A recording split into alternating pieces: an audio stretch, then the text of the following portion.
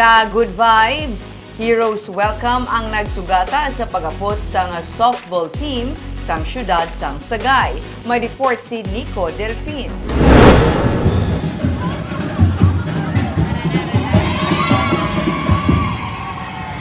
Isa ka Heroes Welcome ang nagsugata sa katapo sang Sagay City softball team nga nagkampyon sa 2024 Pony Girls Under-16 International World Series sa McAllen, Texas ang Hulyo.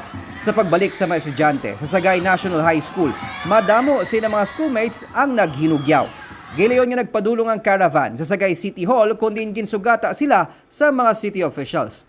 Kahapon, nag-courtesy call man ang mga softballs kay Governor Eugenio Lacson kag kay Vice Governor Jeffrey Ferrer. Gindayaw kagin kalipay sang gobernador nga sa gihapon nangin madinalagon ang ginapabugal nga Negrense softball team sa World Series. It's a big honor for the province of Negros Occidental, and that's why I commend these student athletes for a successful campaign in the US, and I hope that they can remain together, improve more on their skills, and be able to defend our championship in the 2025 edition. Congratulations again.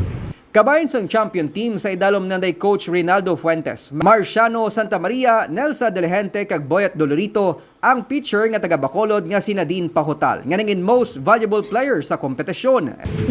Anong feeling? Kanami.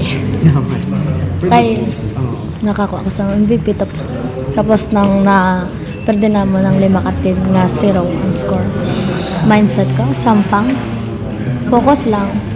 Tapos doa lang man. Doka nami lang kay mga dagko pa sa amon, kakaperde na mo. Nagligad lang nga tuig sa nagkampiyon man ang Negrense team nga ginatiglawas ang Bago City sa Junior League Softball World Series sa Washington, USA. Nico Delfin para sa DJ Cast Negros.